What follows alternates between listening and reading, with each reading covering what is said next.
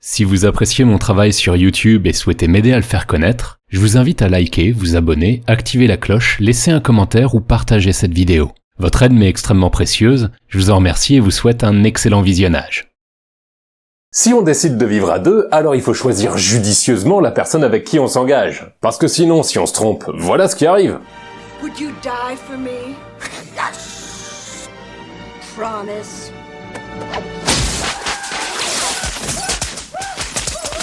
Ouais, on risque surtout d'être malheureux en fait. Or nous, ce qu'on veut, c'est atténuer ce risque. Et pour ça, je vais proposer 2 ou 3 recommandations pour nous guider dans notre choix de partenaire. Précédemment dans Théorie du bonheur. Se mettre en couple, on l'a vu, ça représente des efforts et des contraintes qui impactent notre bonheur. Alors bien sûr, il faut le voir comme un investissement, parce que du bonheur, on espère justement en retirer de notre relation. En tout cas, plus qu'on en sacrifie. Et des fois c'est le cas, mais des fois c'est pas le cas. Il faut donc nous assurer que notre couple ajoute à notre bonheur, mais aussi à celui de notre partenaire. C'est pour ça qu'il faut communiquer de manière aussi transparente que possible.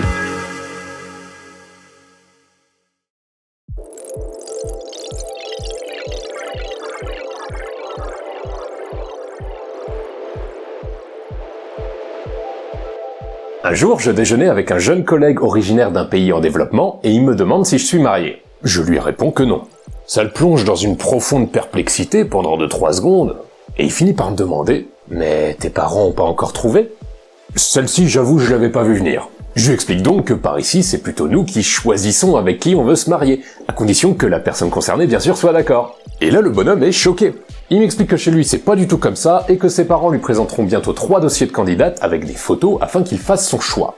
Alors je sais, c'est une autre culture, hein, faut pas juger, machin, tout ça. Ouais, ok, merci la team politiquement correcte, allez plutôt expliquer ça aux filles qu'on marie de force à des mecs qu'elles ont jamais vus de leur vie. Parce qu'au cas où ça vous aurait échappé, on leur demande pas exactement leur avis. Tout ça pour dire qu'on devrait être reconnaissant de pouvoir choisir notre partenaire. On devrait profiter pleinement de cette liberté et ne laisser rien ni personne décider à notre place. Or, c'est pas tout à fait évident parce que même en étant libre de notre choix en théorie, il existe tout un tas de facteurs extérieurs qui peuvent nous influencer.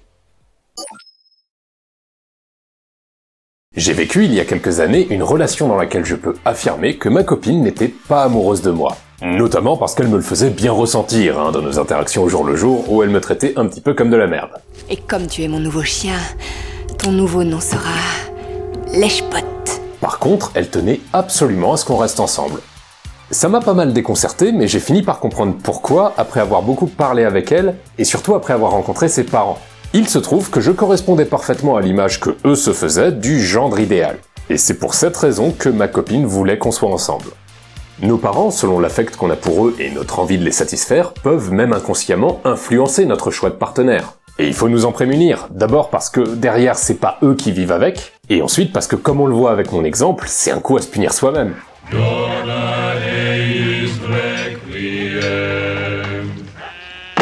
Alors bien sûr, s'agissant d'une influence inconsciente, c'est pas évident de s'en libérer. Un truc qui aide bien dans ma famille et que je recommande, c'est que quand je leur présente une copine, par principe, ils ne me disent jamais ce qu'ils pensent d'elle, qu'ils l'apprécient ou non. Ils peuvent éventuellement me conseiller par rapport à l'état de ma relation, mais jamais ils me feront part de leur jugement sur la personne en elle-même. Bon, après, je les connais bien, donc je devine souvent vaguement ce qu'ils en pensent. Mais ça m'impacte quand même un peu moins que s'ils me disaient directement qu'une telle est géniale, qu'une autre est un peu bête, etc., etc. Non, parce que... Elle est moche, elle est gentille, mais elle est moche. D'ailleurs, certains de mes meilleurs amis prennent aussi cette précaution avec moi, pour éviter de m'influencer. Même si ça peut donner lieu à des réactions assez surprenantes, quand tu te sépares d'une ex que eux pouvaient vraiment pas blairer. Ouais gros, je voulais te dire, avec ma copine, ça s'est terminé.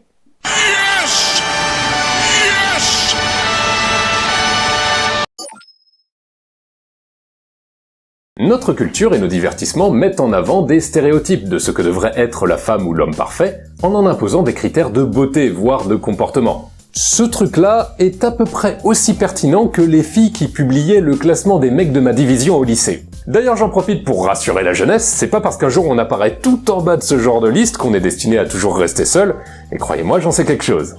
Quand les critères imposés par la société ne sont pas tout simplement irréalistes, il se peut juste qu'ils ne nous conviennent pas à nous personnellement. Tout simplement parce qu'on est tous différents, et qu'une seule sorte d'individu, même avec beaucoup de qualités, ne pourrait pas faire le bonheur de tout le monde. Heureusement d'ailleurs, parce que s'il fallait tous qu'on soit avec la même personne, je vous raconte pas comment ce serait le Bronx. Donc plutôt que de rechercher un partenaire qui se rapproche le plus possible de ces critères, on devrait plutôt en rechercher un qui nous convienne personnellement. Comme je viens de le dire, il y a ceux qui cherchent pour partenaire le stéréotype construit et mis en avant par la société, en oubliant de se demander si ça leur conviendrait ou non. Mais l'excès inverse existe aussi, chez ceux qui cherchent ce qu'on appelle l'âme sœur. Lebenslange Schicksalsschatz. And the closest translation would be lifelong treasure of destiny. Alors, d'après cela, il existerait une et une seule personne sur Terre qui nous correspondrait à chacun, à laquelle nous serions exclusivement destinés, et qui elle-même nous serait exclusivement destinée. Alors c'est bien, hein, c'est très romantique cette histoire d'âme sœur, mais comment dire ? C'est de la merde. Quoi ? Sire ? Alors attendez, Caradoc, soyez pas si catégorique non plus. C'est ça votre spécialiste ? Allez, non mais essayez de développer un peu.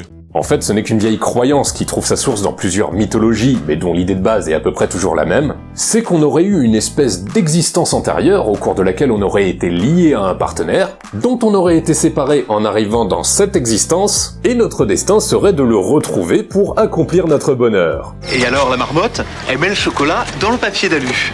Mais bien sûr. Alors, pourquoi est-ce qu'il faut pas croire ce tas de boue ? Parce que d'une, admettons qu'on se fasse larguer par la personne qu'on croit être notre âme sœur, je vous raconte pas la tragédie, on va s'imaginer avoir échoué dans l'accomplissement de notre destinée et qu'on pourra jamais atteindre le bonheur. D'ailleurs, à ce sujet, je vous renvoie à mon épisode précédent, où j'ai montré pourquoi conditionner notre bonheur à la seule réussite de notre couple est une grave erreur qui peut nous rendre très malheureux, et de deux, tout simplement parce que la réalité, c'est pas ça du tout. Tu viens d'un monde imaginaire, Néo. La réalité, c'est que parmi tous les individus, il en existe certains avec qui on est compatible, c'est-à-dire avec qui on vivrait plus heureux que tout seul, et d'autres avec qui on n'est pas compatible, c'est-à-dire avec qui on vivrait moins heureux que tout seul. Le nombre de personnes avec qui on est compatible étant plus ou moins rare selon les individus. Pour les uns, il en existe beaucoup, et elles sont plutôt faciles à trouver. Both got buckets of chicken. You want to do it? Okay. Pour d'autres, c'est un peu plus dur. Et pour ceux qui, quoi qu'il arrive, préféreraient vivre seuls plutôt qu'à deux, il ne peut logiquement en exister aucune. Au lieu de l'âme sœur, on devrait rechercher des personnes avec qui on est compatible, si on considère raisonnablement qu'il peut en exister. Je me souviens avoir assisté, vers mes 10 ans, à une conversation extrêmement sérieuse entre adultes concernant la compatibilité de leurs conjoints, d'après leur signe astrologique. Et attention, ici échangeaient de véritables maximes de sagesse, du genre « Ah bah non, tu peux pas rester avec Bradley, il est Capricorne, mais si tu veux je te présente Kevin, il est Sagittaire !»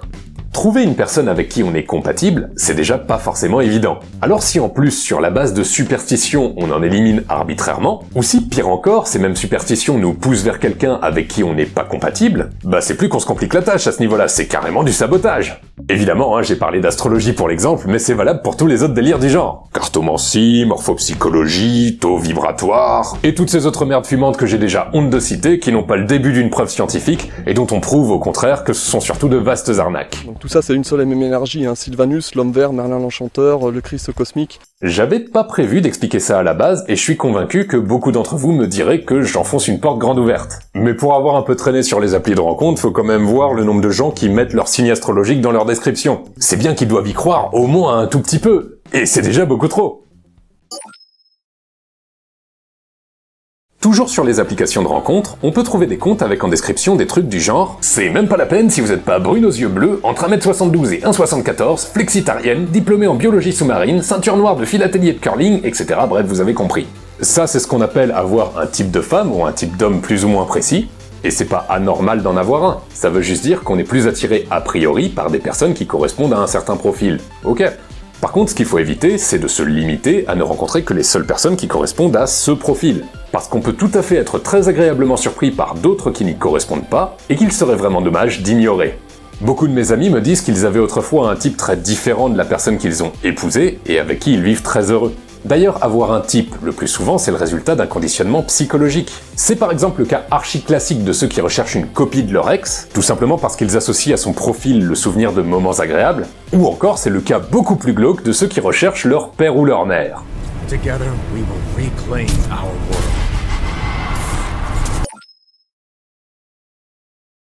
Il y a ce qu'on gagne à être avec une personne, et il y a ce qu'on perd à être avec elle. Alors, pas d'un point de vue purement matériel ou financier, vous vous doutez bien. Quand je dis ce qu'on gagne et ce qu'on perd, je parle en termes de bonheur. Et finalement, dire qu'on peut vivre heureux avec quelqu'un, c'est dire que ce qu'on y gagne en termes de bonheur est supérieur à ce qu'on y perd en termes de bonheur.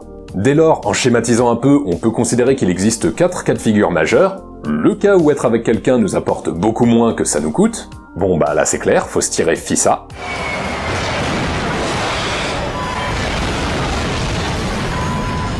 le cas où être avec quelqu'un nous apporte peu mais nous coûte peu également. C'est pas forcément le plus satisfaisant parce que le risque qu'on court à se complaire dans ce genre de relation, c'est de rencontrer plus tard quelqu'un qui pourrait nous apporter beaucoup plus que notre partenaire avec qui on s'est déjà engagé. Il y a aussi le cas où être avec quelqu'un nous apporte beaucoup mais nous coûte beaucoup également.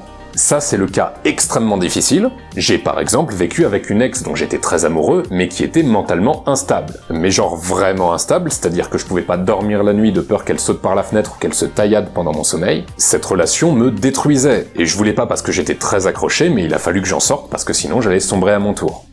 Et enfin, bien sûr, il y a le cas idéal, celui où on gagne bien plus à être avec quelqu'un que ce qu'on perd à être avec.